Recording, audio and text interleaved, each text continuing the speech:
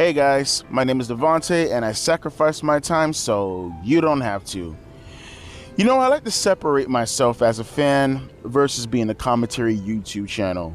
I feel those two things are completely separate in terms of the enjoyment you get out of watching professional wrestling. You know, in terms of the commentary stuff, obviously it's more engaging with other fans. It's probably my only outlet to actually talk amongst the other professional wrestling fans, because I don't really do the whole social media thing outside of YouTube. I don't really have friends or family members who watch the product like that. You know, so my closest engagement that I can get with professional wrestling that I wish I had when I was younger is doing the commentary stuff. That's one aspect. The downside to it, obviously, in comparison to being a fan, is that I don't get to enjoy the matches like I would truly like to. That was actually one of the main reasons why I didn't want to review Wrestle Dream last night, was because the whole Bryan Danielson versus Zack Sabre Jr. match I've been wanting for well over a decade now. And the fact that we finally got it and I get to sit back and watch it, I get to see the second coming of Dean Malenko versus Chris Benoit live and actually understand all the aspects that go into why they did the moves, why they did this, why they did. I wanted to sit back and enjoy that. But you can't when all you're doing is critiquing the match and judging the match and looking at this and looking at that, looking at this. No, I wanted to enjoy it in a similar manner as to how I enjoy my chess matches. And I play a lot of chess, by the way. That's how I wanted to enjoy it. I love watching the intricacies of how they do certain type of moves when they're very, very good at their craft, like a Bryan Danielson, like a Zack Sabre Jr., like a Bret Hart, like a Chris Benoit, like a Dean Malenko. I just wanted to watch the match for what it's worth. And then you have to go back into commentary mode. You have to go back in commentary mode when watching these matches, and you have to put on your little smart cap when you really don't want to. You just want to enjoy it for what it's worth.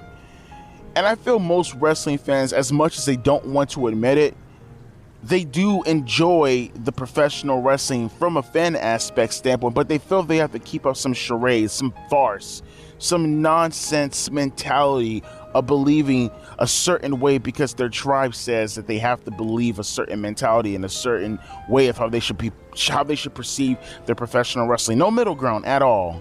That always annoyed the shit out of me.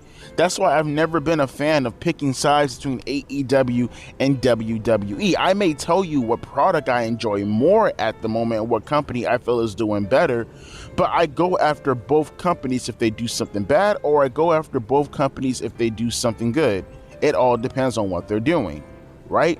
There's no tribalist set precedent for me that I have to go with a company because my fans tend to go with what company they like. Like, I'm not an idiot. I know my fans specifically are very WWE centric. They do not like AEW all too much. That doesn't bother me. You don't have to like AEW, but I do. I do like certain elements. I do like certain aspects of AEW. Just like I hate certain aspects that AEW does. And I won't lie and sit here and tell you that there's more good than bad in AEW, because that'd be a bold-faced lie. But guess what? The same thing can be said about WWE. There ain't no more good than bad in WWE either. So that brings me to these tweets concerning Edge and CM Punk. Well, not really CM Punk. I'm going to bring CM Punk in this in a minute, but concerning Edge more in particular. Because we have a bunch of fans online. And by the way, that thumbnail that you see, those two comments and that thumbnail, I pulled those specifically from comment threads reflecting off of what Edge said in his tweets. So even with him putting out those tweets, they still responded in that manner. These are brain dead fucktards. These are brain dead people who feel their concerns about professional wrestling should harm the livelihoods of people who are actually in the business, putting their bodies on the line, doing what they're doing for your entertainment. Now, you can have criticisms about the talent. No one's immune from criticism. I don't care what you do with your body when it comes to criticisms. If I see something that I don't like, I have every right to tell you why I don't like it. And half of the time, I'm telling you I don't like it is because I feel it's a detriment to you as a professional. Whether we're talking about your push or whether we're talking about your body. So usually that's where my comments usually stand for. It's for the betterment of you as a performer. But you look at these brain dead fucking comments, dude. These I can go throughout these all day, bro. But I want to, in particular, as I said, focus on what Edge said, and we'll take it from there and go forward. Because the response that he had to put out versus these fucking comments is so annoying to me. It's ridiculous. I'll start this off. If you guys want to follow along, the links are in the description box below. As some of you may know, I'm no longer with WWE. My new home is AEW. I'm excited. Whole new roster. Some familiar faces that I wanted to work with again, and a whole set of first ever matches. New challenges, and if you follow my career, you know that's what I've always been driven by. But first and foremost, I want to address my 25 years with WWE. I love WWE and appreciate everything the company did for me. Always have, always will. They put me on the map, gave me amazing opportunities, and through hard work on both ends, I've been supplied with a wonderful life. Hell, WWE helped me meet the woman I start my family with. Sometimes relationships just grow apart, and I feel the WWE and I have just outgrown each other. I wanted to do more. They didn't have much more for me to do. Simple as that. And that's okay. I'll still be watching and still be supporting all my friends there. I don't buy into this odd mentality of one company or the other. It's weird.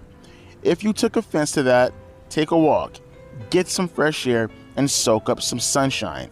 It's wrestling. An amazing gig. But still, it's wrestling. Relax. It's supposed to be fun. And it's just a segment of the fans, not most fans, and definitely not the performers. Within the industry, we all know that more choices is better for everyone and pushes us all to be better. As a wrestling fan, which I still am, it's exciting that there's viable companies providing wrestling on national and worldwide platforms. If you're actually a fan of wrestling and not acronyms, that should make you happy too. Amen. I guess what I'm trying to say is this. If you appreciated my work, you still can, no matter what the initials are, because I'll still be busting my ass every time I'm out there. This ride isn't over just yet. Just try to have fun like it should be, because trust me, I'll be having fun every time I'm out there in an AEW ring.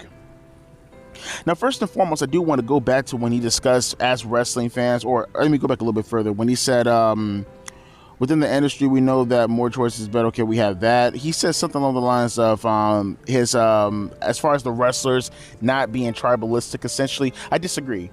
You know the biggest tribalist of all the performers in the wrestling business? It's your boss, Edge. That's the funny, ironic thing about all this. The biggest tribalist in the wrestling business today, in regards to the performers, it's not you, Edge. It's not the performers as far as the people in the ring. It's your boss. He's the one that gets upset every time you do something along the lines of challenging this company this, challenging this company that, this, that, and the third. Getting upset when reporters want to go do something with WWE that has no semblance on his company whatsoever. Those kind of actions, that in itself is what fuels the fire in this so-called AEW WWE war. And not to mention the amount of comments just, and I know Edge doesn't really look at this, so I don't really, blame him or anything, but trust me, I've covered these kinds of comments in my videos over years upon years. That's how I became popular, mostly, was me talking about wrestlers who shitted on WWE unnecessarily. Trust me, your wrestlers on the AEW side from a performance standpoint, they do it a lot. Not so much on the WWE side from a performance standpoint, but on the AEW side, they do it. They do it a lot. Trust me. And you get some people, believe it or not, guys like The Undertaker, for an example, who do act super tribalist sometimes. Go see his comments a couple of weeks ago when talking about AEW and WWE. Trust me, it can get tribalist on the WWE side, but overall speaking, trust me, it's the AEW side. And ironically, it's mostly disgruntled wrestlers who came from WWE side who usually bitches and moans about WWE not being better than AEW. Trust me, I covered it for like almost 4 years now. But to further this along, though, all these fans who are discussing these kinds of topics in regards to Edge's career, again, as I notated, you're batshit crazy in regards to believing that he has to what? What?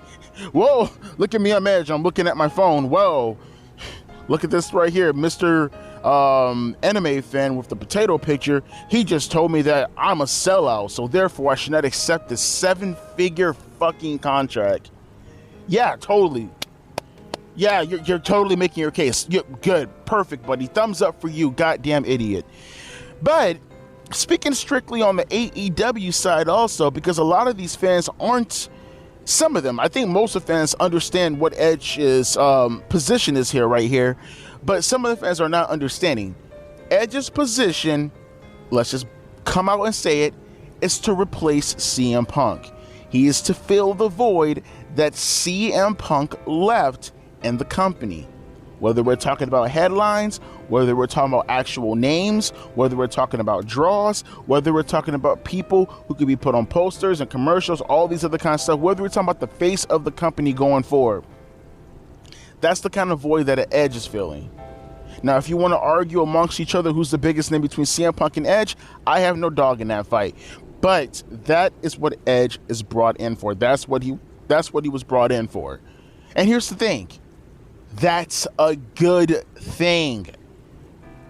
CM Punk is a toxic motherfucker who brought nothing but problems to the company. And this is not to ignore the fact that maybe CM Punk was probably helpful and influential on some individual talents.